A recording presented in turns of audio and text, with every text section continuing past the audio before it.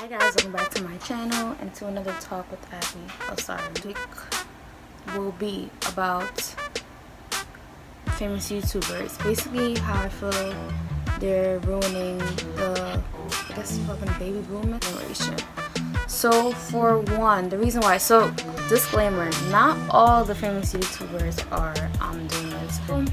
I'm not going to mention any of their names, but you may hear me mention something and you're like, oh, I know who she's talking about. So if you want to leave it in the comments down below, that's up to you. So the first thing I've noticed about some of these famous YouTubers is they like to do pranks. And some of them, you know, these are genuine pranks, but some of them you can tell that they plan pranking each other because it's a good monetization tool.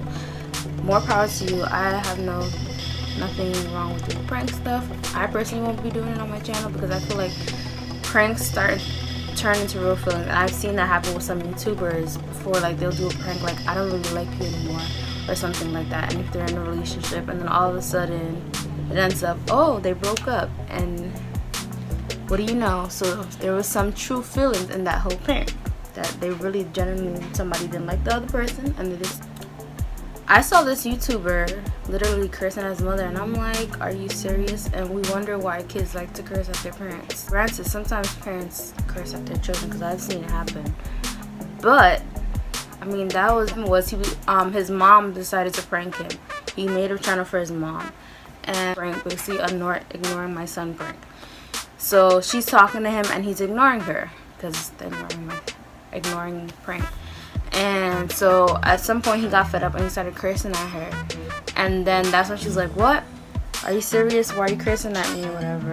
And I'm just like, the fact that she really put it up, but I feel like she shouldn't have put it up at all. Or took out that part, because first of all, that was just disrespectful.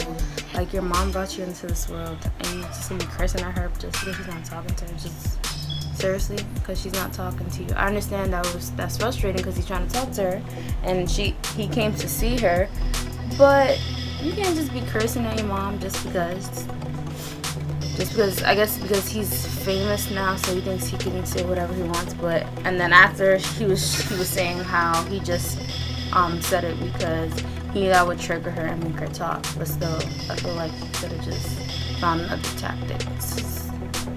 But hey, that's just my opinion. So all I see is that I feel like some YouTubers just come together for the money part and not giving genuine things. But they know, I mean, I'm not gonna say I didn't fall for the trap either, because some of these YouTubers, I didn't know about them until like they just randomly just popped up into my feed, because you're recommended. So you know how you have your recommended basically based on what you watch.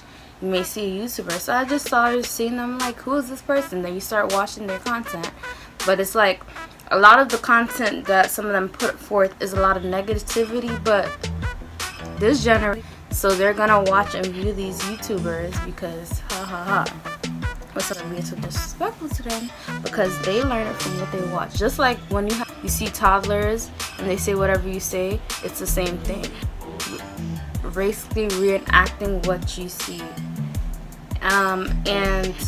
And the famous couples, not all of them, but some of them, who these kids are like relationship goals. No, they're not relationship goals.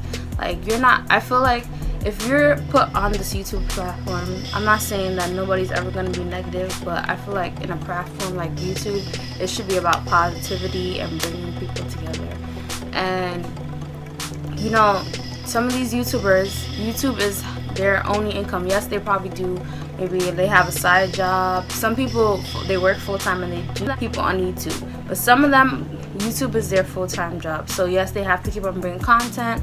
But I've watched some YouTube, especially family vloggers, people who are in a relationship but they also have children, and they do content without having to do all this extra stuff. And you have these other couples, we're gonna do all these pranks, and then like I said earlier, they do the pranks and then it becomes real life. But then this generation, or just people in general, they get so attached to knowing, okay, these two people were together, now they broke up, now this person went to go date somebody else, oh my gosh, why did they move on so fast? Oh, next then the person gets pregnant, oh, why did she get pregnant, why did she do this? these people put out their lives. They know that there's always going to be a negative comment, granted. But I feel like, in my personal opinion, I'm not shading any of the YouTubers. You do what you want to do with your life. I'm not even talking about high school. Some of these kids are like in 6th, 5th grade, 4th grade. And I say that because last summer when I was working with, I'm not gonna say the organization.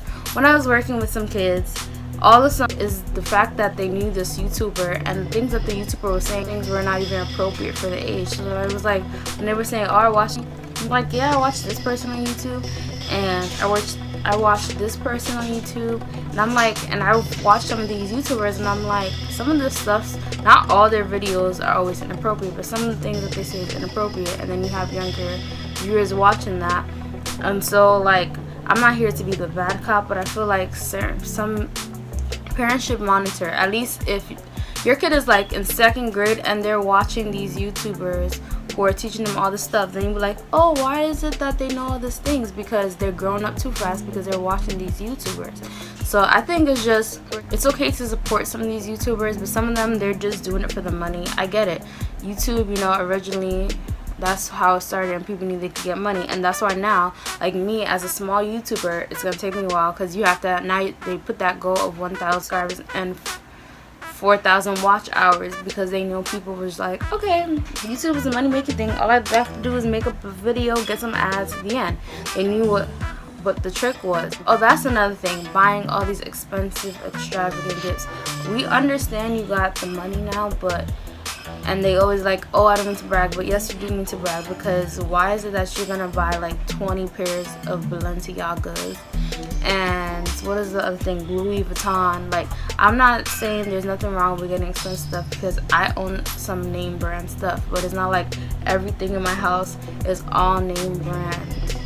Like, I have stuff that are not name brand. And it made me think about when I was younger, because in elementary school, I don't know how many of you guys remember, but like Rockaware was like, at least when I was in elementary school, Rockaware was, and then Hush Puppies, and remember Aeropostale. And then after Aeropostale got out of it, I think by the time I got into high school, Aeropostale was no longer, sorry, I keep on playing with my hair. Aeropostale was no longer a thing, and people stopped wearing it, and I fell for that too. Like, yes, in certain clothing, I was like, I'm not gonna be following the crowd, because when I remember specifically elementary school, like Hush Puppies, I never had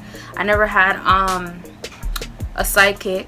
I had a small little Nokia and it flipped up and down. Never had, what else? Like Jordans, I wasn't into that, so I never had it. But I feel like at that time, people were, I think also because I went to private school, people weren't really like, oh, she doesn't have Hush Puppies. Once you're into social media, there are certain things that you change and you adapt. As time changes, you change with it. It's like people want to get all the newest iPhones. I got a 7 Plus, and I'm sticking with that 7 Plus until I feel like I really need to get a new phone. Every phone, and some of these kids who are like 10 already got the new, whatever the newest, I think XR. What parents need to not stop buying their kids phones and everything that they want, because some of them, they don't even do their schoolwork, but they're so busy on, oh, I got the new iPhone and I got the new Nintendo Switch. You can get all that stuff, but you need to be doing well in school, because if you're getting D's and F's, I feel like why you're rewarding your kids, because some of these parents, they reward their kids with these stuff, but their grades, you look at the grades, D's and F's. Why should I reward you with nice things? I feel like maybe I'm gonna be like one of those parents, but seriously. And me as a kid, I was never that kid. Like, if they gave me something, grateful for anything I got. I was never picky, like, well, I want this and I want this. But I feel like this generation, they're more like, no, I want specifically this. Don't give me this, I don't want that. They're not grateful if you give it. They want name brand everything. So that's why it's how just society changes, and also how some of these YouTubers influence children. That's all I'd say. So, bye. Peace out.